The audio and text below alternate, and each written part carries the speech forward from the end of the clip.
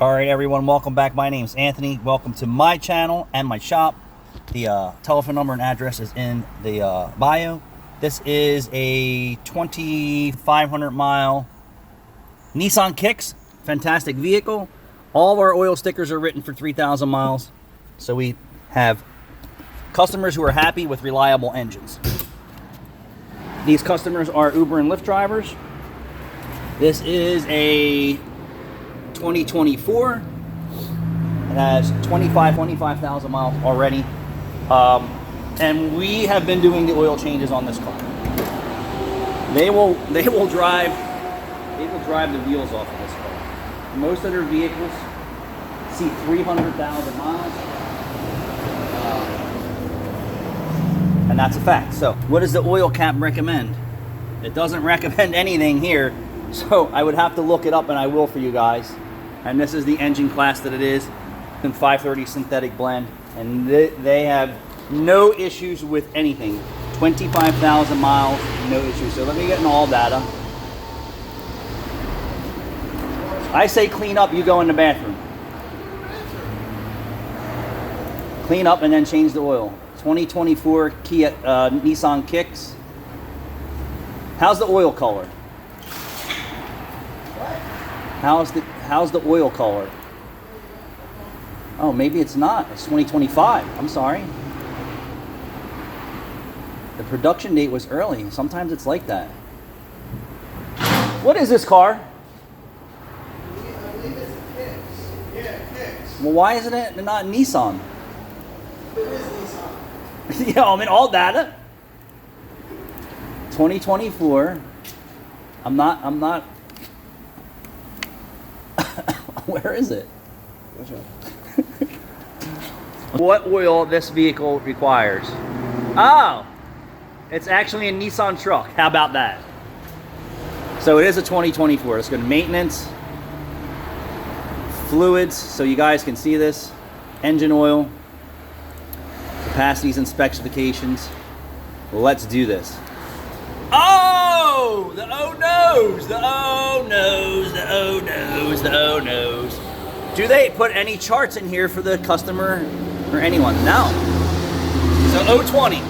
Everyone out here believes that there's some engine issues going on from switching from an 020 or an 08 or 016 and going up in the thickness of your oil, because people cry on here about it's not weight, it's weather. Simple. Kiss. Keep it simple, stupid. I'm not calling anyone stupid. I'm just saying I try and keep it simple for everyone. At least in New Jersey, we are in the most... Oh, the sneeze. We're not in the far negatives. Yeah. We're not at 110 plus in the summer. We're at maybe 100. So they're in stop and go, and then they're in the hustle and bustle. So Uber and Lyft drivers are going to drive the crap out of their cars. No doubt about it. And we've tested our product. So since they purchased this car, I think they put 3,000 miles on it in 2 weeks. So we've changed this, the oil a few times with our synthetic blend. Zero issues. They're not complaining about fuel economy. They want this engine to last as long as it possibly can, so they don't have to go buy another car, right? They typically get around 300,000 miles out of a vehicle before it's really worn out. And there's tons of repairs that go along with Uber and Lyft drivers' vehicles. They're hardworking people, and they're working their cars hard. Recently, I've had a BMW tech come out on my channel and say, hey, you can use sticker oil on BMW. Thank you, sir. And then right in that comment was a bunch of haters underneath talking crap. That dude is an expert in what he does in the BMW industry. If he says you should and you can, you should do it, depending on where you are in the world. I'm telling you, here in Cinnaminson, New Jersey, 530 from 020 is going to save you problems in the long run. And we're not seeing any internal engine issues caused by this.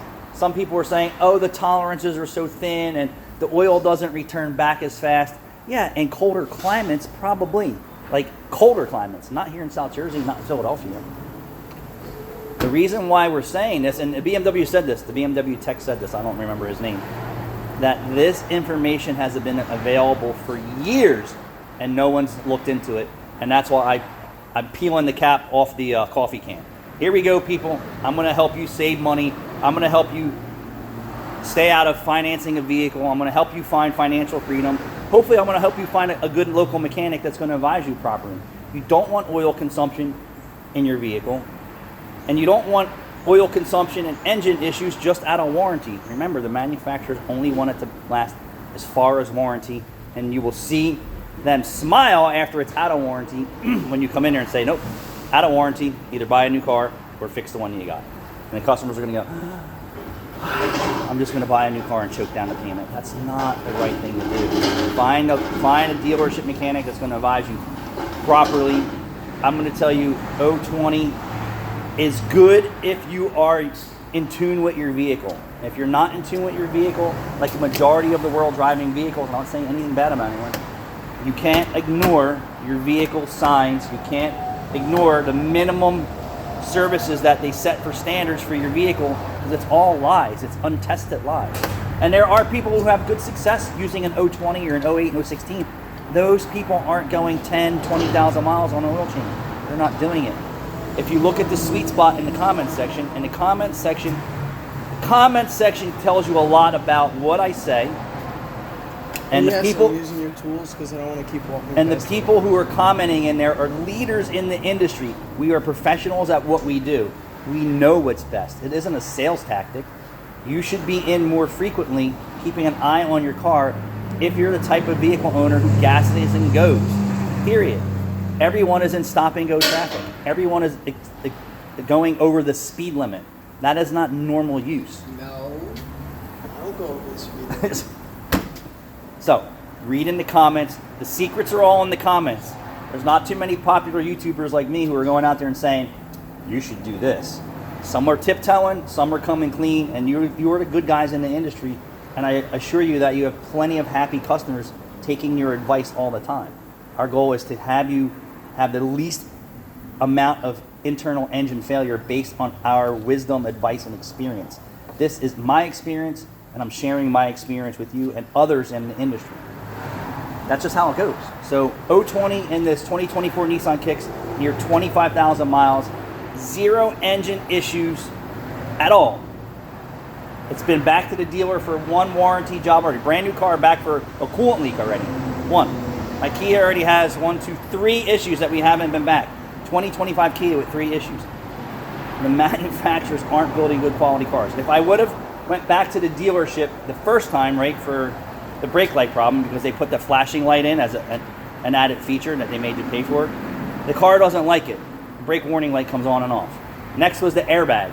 Next was the climate controller having fan on with key off, and there is no program for it. The fan was just running for no reason. That was 3. So I would have been back to the dealership 3 times in less than 1 year with a brand new car with issues.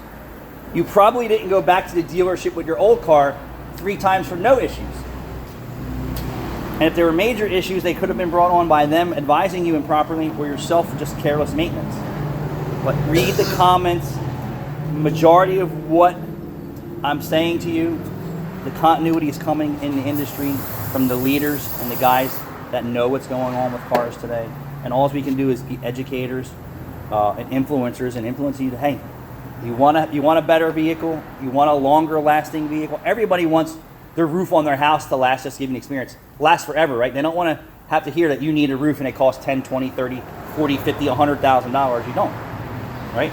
So if you have a problem with your roof and it can be maintenance, then maintenance it. If you have a loose roof tile, call the guy out and have him do a little maintenance to it so it doesn't turn into soffits, rot, gutters, on and on and on. If you have trees that are growing on your roof, have someone take them down and maintenance your property. So a vehicle is the same thing. You have to come in for maintenance. You have to have someone look over your car and say, here's what's going on. Not only mechanically, but cosmetically, interior and exterior.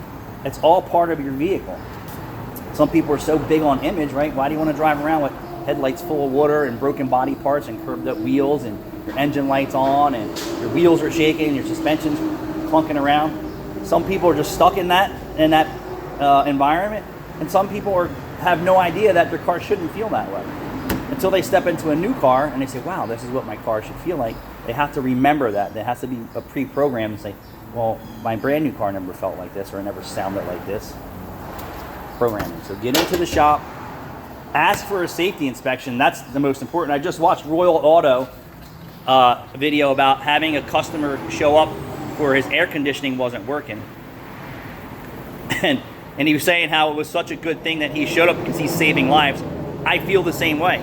If a customer comes in there and say, hey, I just need an oil change, and I look over the car, the ball joints are falling out, the front end's knocking, multiple warning lights are on, fluids are leaking out, steel belts are coming out of their tires, and they're here for an oil change. I'm like, you're putting yourself in danger and other people in danger. And Royal Auto just put in perspective for me the content that I put out there. Even though we're talking about a person's vehicle, we're not specifically talking about an individual's name. We're saying this is what we see and this is why we're saying it, and it all makes sense. Safety. Our job is to be advisors on what your vehicle is, regardless if you want to hear it or not. So the moral to the story is, and I could be wrong, Royal, you can comment to me. The guy said he was selling it, so then he was in for AC work. Well, I don't know any AC jobs that are cheap anymore, unless it's a simple recharge. And that's a top off. If it's empty, it's got a bigger problem. And he had truck tires that were steel belts coming out on one side. And the steel belts didn't just rip themselves out overnight. He's been driving that way. So in my mind, I'm saying, well, this guy has to have been in for an oil change some point in time. And somebody has to say, hey, dude, you know your front end's in bad shape and your tires are bald.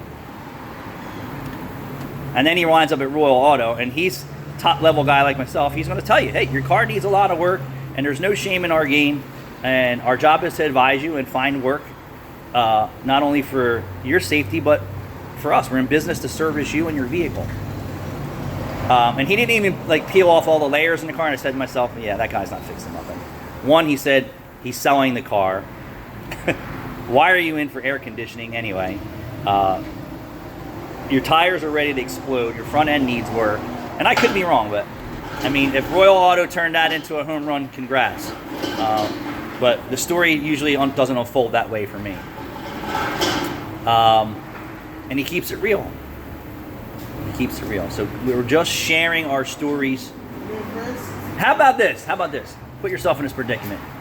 The car in front of you, you're driving 60 to 80 miles an hour, and you see this car start to spin out in front of you, and then they hit your car, and you're not injured or your family's not injured, right? And then you pull over to help them, and then you look at the car, and all four tires are bald, and steel belts are coming out of them. Do you think the tires had anything to do with why the car spun out? It's very possible, right?